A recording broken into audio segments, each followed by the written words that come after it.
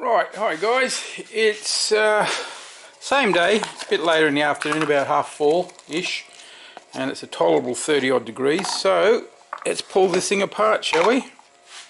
See what happens. It's pretty simple, you just, tear off the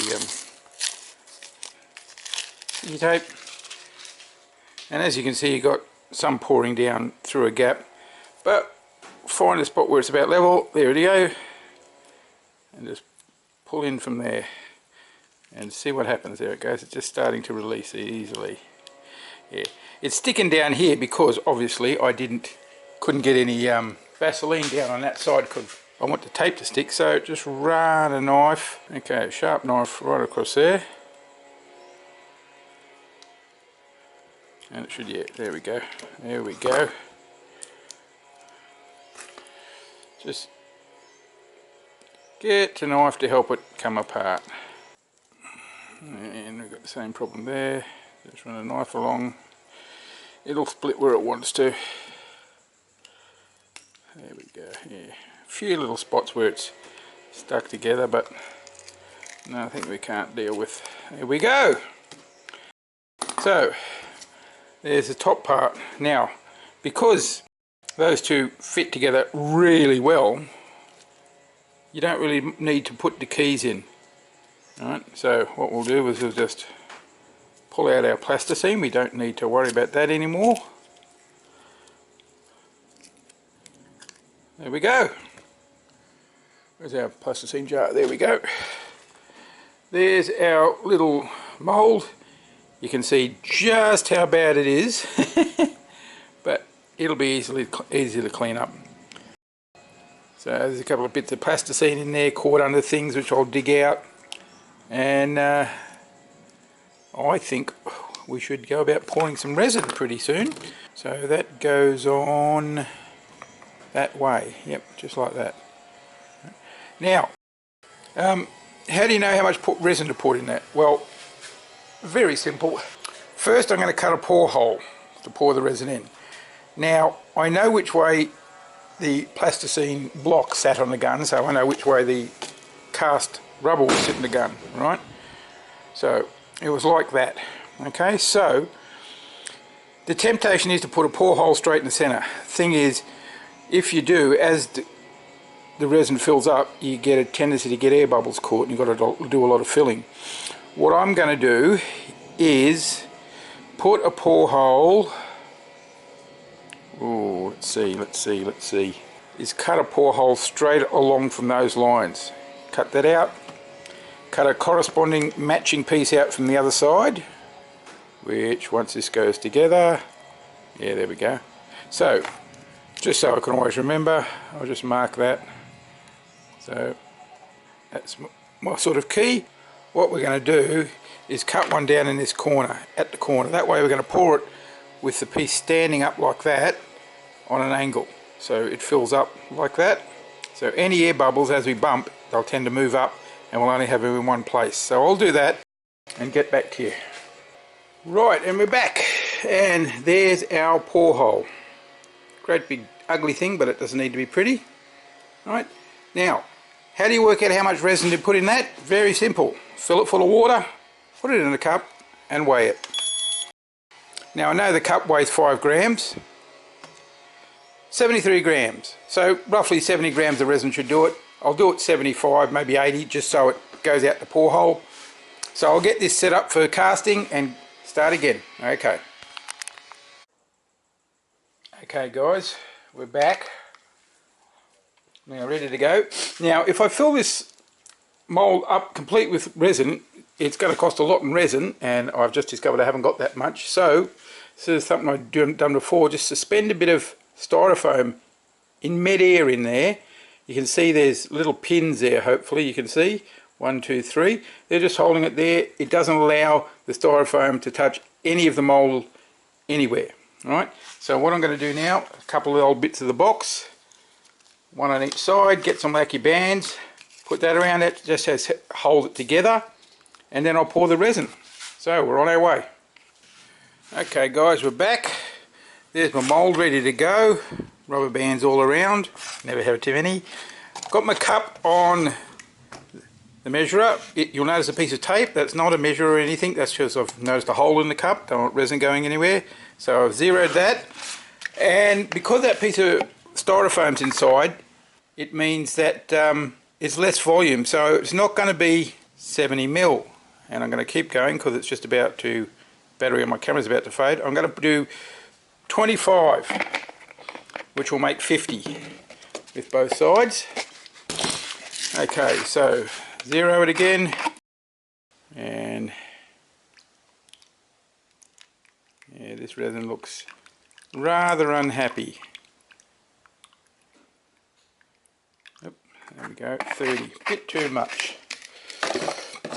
Now I see I've got a bit of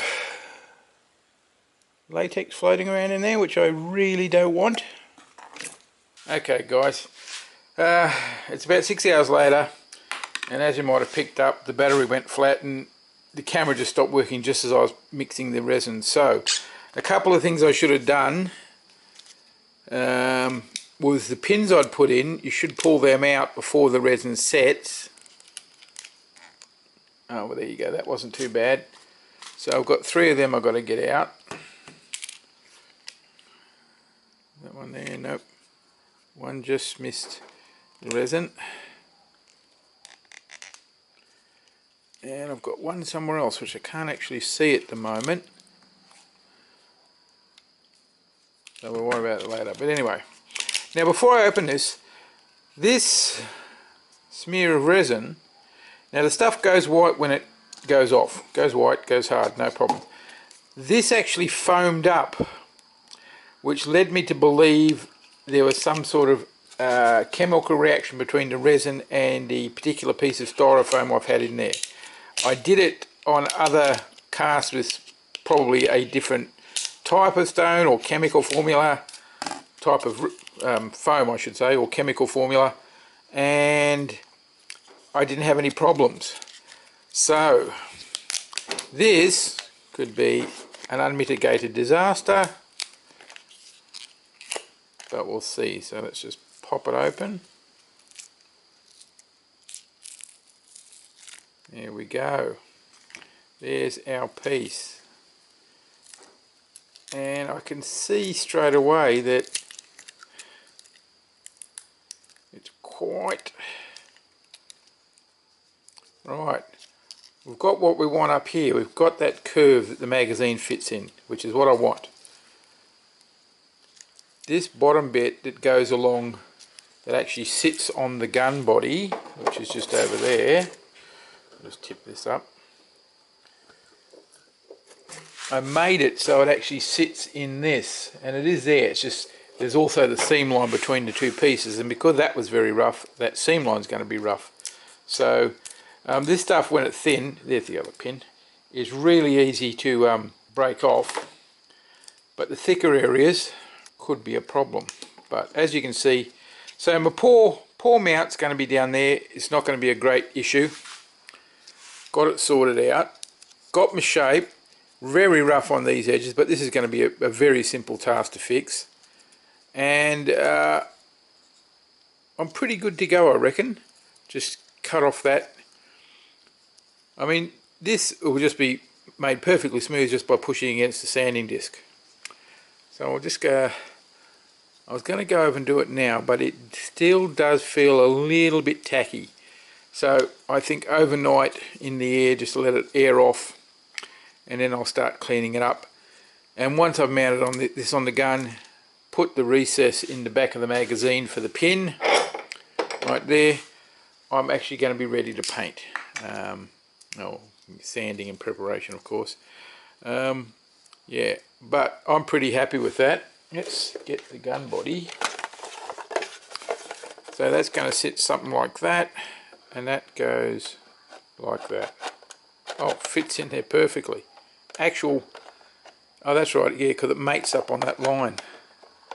So I'm pretty chuffed with that. That's going to be fine. And any tight areas that need cleaning up, I can do that with the Dremel. It looks pretty rough, but it'll clean up easily.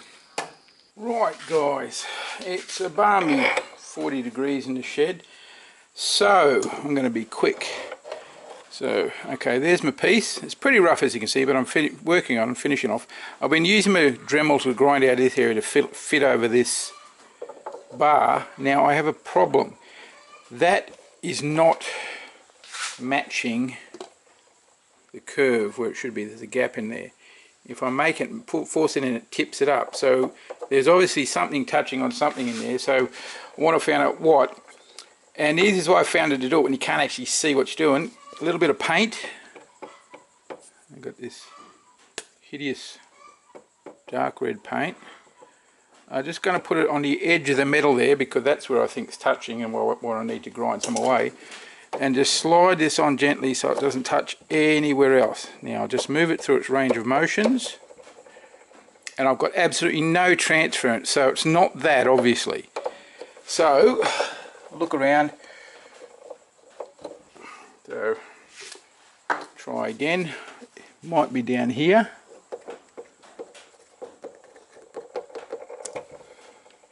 You don't need much, just a tiny little bit, because it will come off. There we go. No, none there. Let's have a look.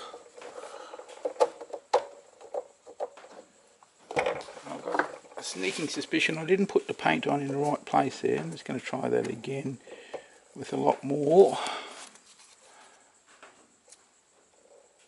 It's very hot in here, so this paint is very, very dry. I'm going to move it on there. Just put it all over that lump, because that's what I think is stopping it. I'm going to clean my finger off really, really well, so I'm not transferring paint everywhere, and try again. Yeah, there's my problem area. Thought so. So all I've got to do is grind that stain away, and I'd say if I use a T-square, put it across, probably like that. I've probably got to get rid of a fair amount. So I'm just going to use my Dremel tool. Just do a little bit of that. And for goodness sakes, guys, always wear a mask because you don't want this stuff in your lungs. The only thing you want in your lungs is oxygen. Okay. Okay.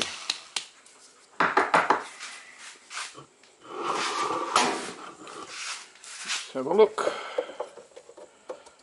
That's better, it's getting there. Yep. Touch it again, a little more paint comes off. So what I'll do is I'll finish cleaning this off and we'll come back to it. Okay, you can see that that's a nice match there between the two pieces. Nice match. It sits on there comfortably. I've cleaned up a little bit. Now I'm going to use the Dremel tool to grind the surface of this down around here, make it neaten up, and the diff sander, and then we'll take it from there. Okay, back soon.